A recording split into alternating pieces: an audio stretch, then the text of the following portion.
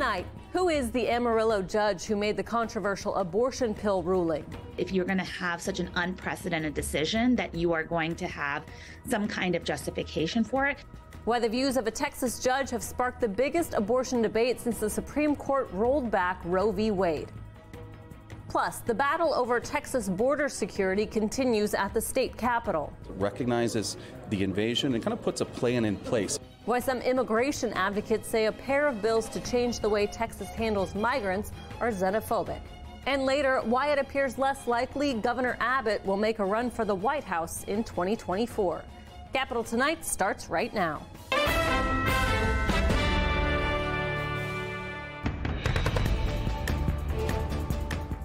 Thanks for joining us here on Capitol Tonight. I'm Karina Kling. In the aftermath of a Texas judge's decision to revoke FDA approval of a long-standing abortion pill, some states are preparing for it to be possibly pulled off shelves. At least 4 Democratic-led states are scrambling this week to stockpile the drug mifepristone. At my request, the University of Massachusetts Amherst agreed to purchase approximately 15,000 doses of mifepristone. That's sufficient to ensure coverage for well over a year. It's the first pill in a 2-drug medication regimen and is used in more than half of abortions in the U.S. But states like California and New York are shifting their focus to the second pill in the series, misoprostol. According to health experts, it can be used on its own to induce an abortion and was not included in Judge Matthew Kacsmaryk's ruling. The rulings led to heightened scrutiny over the background and personal views of that federal judge, Matthew Kacsmaryk. His conservative legal experience is raising questions, but in his Senate confirmation hearing, he vowed to stay impartial. Our Washington reporter Rena Diamante takes a closer look. Constitutionality. Some experts in health law say they were surprised by the language Texas U.S. District Court Judge Matthew Kacsmaryk used in his bombshell ruling last Friday, making the most widely used abortion pill unavailable nationwide. The ruling reads like somebody who is a anti-abortion activist, not like a federal judge who is tasked with interpreting past law. The judge wrote the drug mifepristone, quote, ultimately starves the unborn human until death, and that the second drug in the 2-step regimen to terminate a pregnancy, quote, induces cramping and contractions to expel the unborn human from the mother's womb. This has never happened where a federal judge is trying to enjoin the FDA's actions on a drug that has been on the market for over 23 years.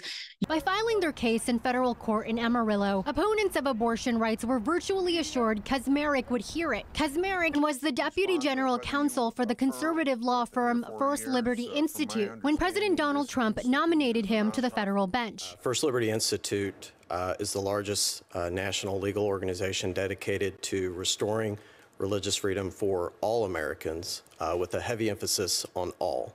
I joined in 2014. Democratic senators repeatedly questioned his past legal work and statements on LGBTQ rights, and one asked if he would bring his own religious beliefs into cases before him. I don't serve as a legislator. I don't serve as an advocate for counsel. I follow the law as it is written, not as I would have written it. The Washington Post reported that Kacsmaryk has long held anti-abortion views, citing a picture where one of his children wore a T-shirt that said, "I survived Roe versus Wade." Some constitutional law professors say allegations he is biased are unfair. There are lots of judges who bring their philosophical and political views to the bench, but it's only religious people who are charged with such a claim. I think there are problems with the judge's ruling, but I don't think that's because of his religious beliefs. I think he simply made judicial errors. Whether the judge's politics played a role in his decision or not, it was the most consequential ruling against abortion rights since the Supreme Court overturned the constitutional right to an abortion last summer.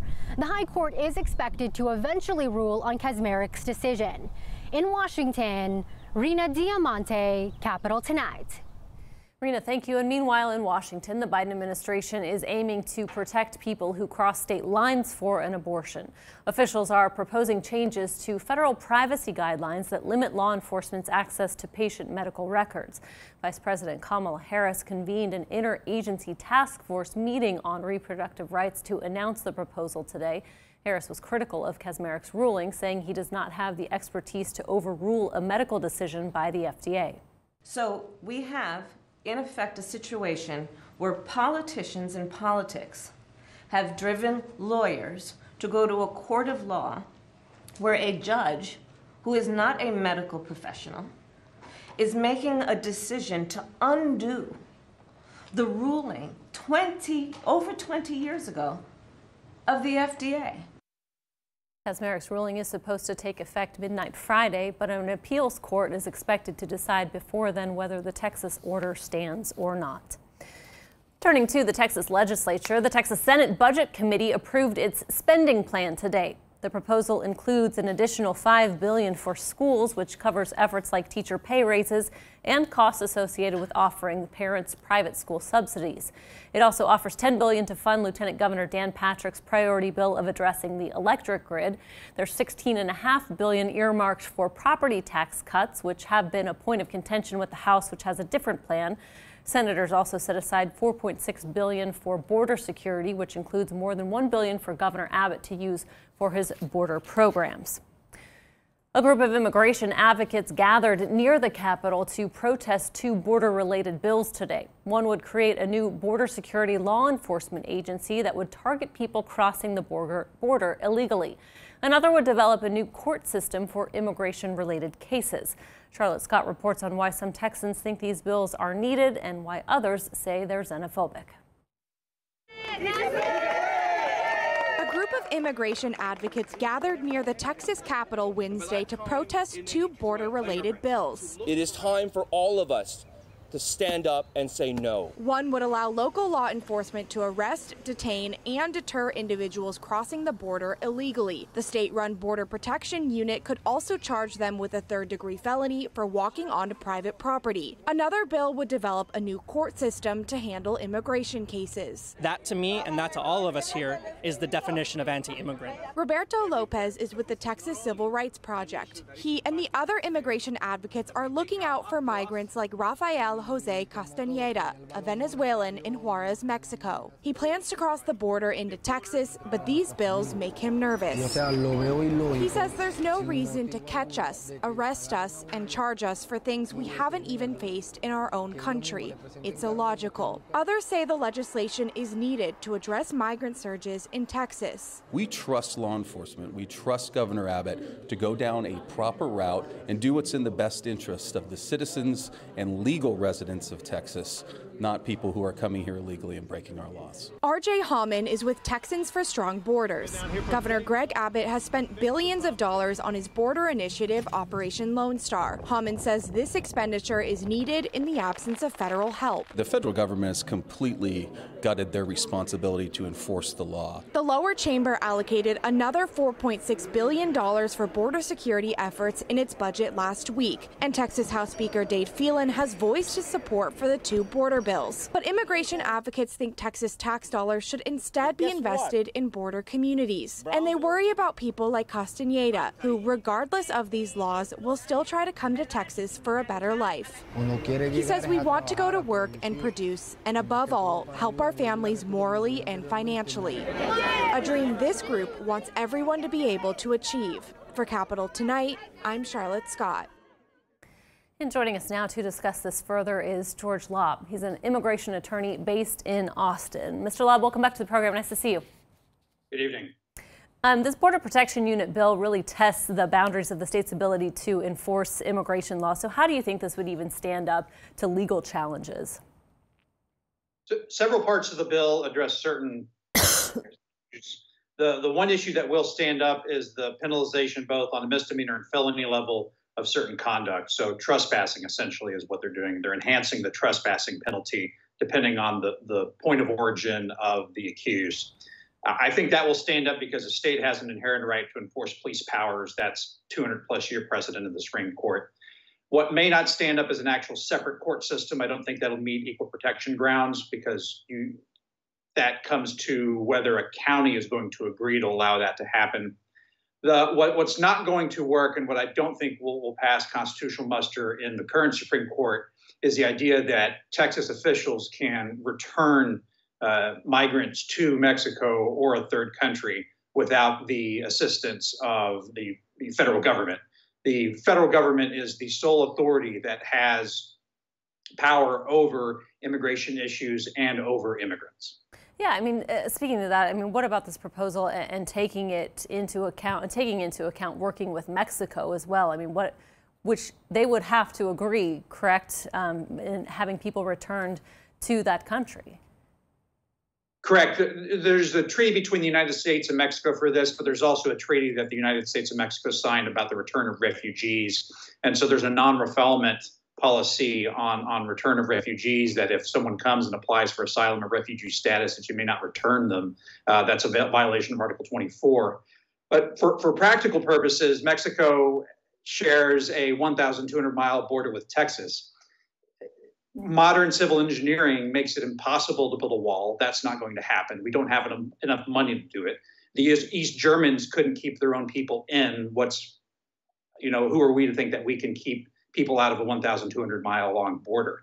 But aside from that, the real cause of this migration, and if we address these issues as a country, then maybe that will actually reduce flows.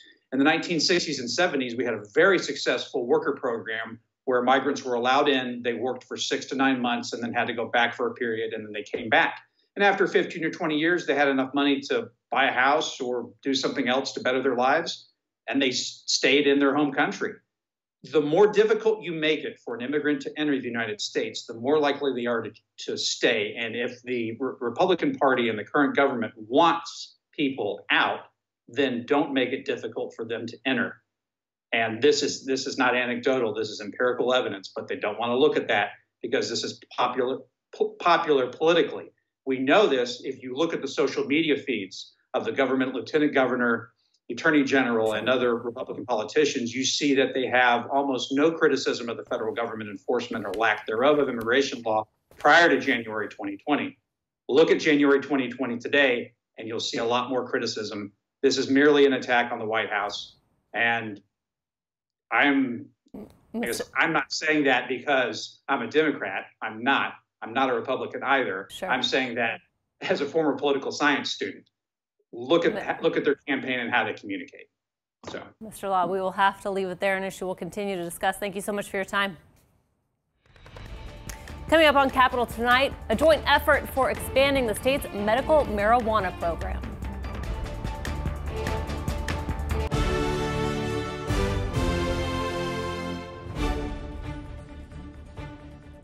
Welcome back. Let's get a check now of some of the other political stories making headlines today. More Texans could have access to the state's medical marijuana program. The state house passed a bill to expand the medical conditions included in the state's compassionate use program to include chronic pain. It also increases the amount of THC allowed to be given to patients. The state Senate advanced a bill to ban faculty from compelling college students to believe that one race, sex, or ethnicity is superior. This comes as state lawmakers have railed against critical race theory programs in higher education. Some Democrats say the bill undermines academic freedom, while Republicans argue it would keep professors from imposing their views on students. Former Governor Rick Perry compared school vouchers to nuclear energy, saying it's scary for some, but still safe. In an interview with Hearst Newspapers, Perry said vouchers have been seen by the public as, quote, the demise of your public schools. But he said the public should be better educated about the policy, like with nuclear power. Passing school choice is a priority of Governor Abbott and Lieutenant Governor Patrick, but faces a tough battle in the House. There's been a lot of speculation surrounding Governor Abbott's political future, but recent moves signal he's not running for president in 2024. Abbott passed on a chance to speak to the Iowa Faith and Freedom Coalition next weekend. It's typically a key stop in the early run-up to the Iowa caucus vote. He's turned down other events, and his key advisor has told us he's solely focused on the legislative session right now. Joining us now to discuss this further is Grummer Jeffers. He's a political reporter for the Dallas Morning News and has been watching Governor Abbott's political moves closely. Grummer, welcome back. Good to see you. Good to see you, my friend. So much speculation surrounding Governor Abbott and his political future. I mean, is that all it is speculation? What do you think are the chances he runs for president? The chances are, the window's closing. When you think about it, running for president, you need to develop an organization across the country, especially in the important primary states. You have to be able to raise money. All that takes time. he hasn't even begun that process yet. And as you pointed out, he's turning down events in critical early contest states like Iowa. And he has committed to basically focusing on the legislative session until it ends. And his chief political strategist, Dave Carney, told me that even if it spills over into a special session, that he's committed to that as well. And so when you look at all of that, the fact that he's at 1% in most of the polls, a lot of hard work to do, not a whole lot of time in which to do it. Yeah, I mean, there's plenty of people who would just say he's not running. Let's just put it at that. But how much do you think what he passes legislatively this session, particularly school choice, so-called school choice, how much do you think that dictates what he does politically? I think this is one of the most important sessions he's had in his career as governor. And of course, he's in his third term, because what happens this session, the presidential run, that's far-fetched, but it would set up him as a national figure, maybe a VP choice, a cabinet choice, something like that. If he wanted to do that, he can point to what the Texas legislature did in the session in terms of passing conservative legislation and the hot culture war legislation. But also, let's think about maybe a fourth term, which I think he's eyeing. Yeah. This session sets that up as well, if it's successful. If it's not, then there'll be questions. So, and he's all in on it. And I think what he should be nervous about now is school choice appears to be, somewhat in trouble. They're bickering over property tax reduction, although I think they'll get there. Mm-hmm. But he needs his agenda to pass this session in order to set up his future, whether it's staying in Texas for another term as governor or being a national figure or doing something else. Governor, we just have about a minute left, but I know that you also, the big elephant in the room is Trump and his candidacy and dictating who gets in this race and who doesn't, to some extent. You wrote about how Trump's legal woes are shaping the presidential race. So how long do you think he can ride that wave? It's possible he can ride the wave all the way to the nomination, because he's sucking the oxygen out of the room, and Republican voters, most of them, have rallied around him on this issue. We'll see what happens if there are other indictments. But sure, this helps him in the GOP primary, especially in the short term. The question is, will the weight of all of this, assuming that there are other legal troubles, sort of bring him down to the point where people are sick of it? They're like, that's it. We don't want to deal with it anymore. We've had enough of it. We've had enough of the Trump drama. And that would make him a poor general election candidate, a bad nominee. And if a Republican can articulate that in the GOP primary, maybe that'll give Trump some trouble. But to this point, no one has been able to figure out how to articulate that view. Yeah, we support him on his legal issues, but at the same time, he would be a bad nominee. Yeah. A lot of things to look forward to as we head into the 2024 election. It's just starting. Just starting. Gromer Jeffers of the Dallas Morning News, thank you so much. All right, good to see you. Still to come on Capitol tonight, Biden's betting big on electric, how the EPA is planning to put more electric cars on the road in the next decade.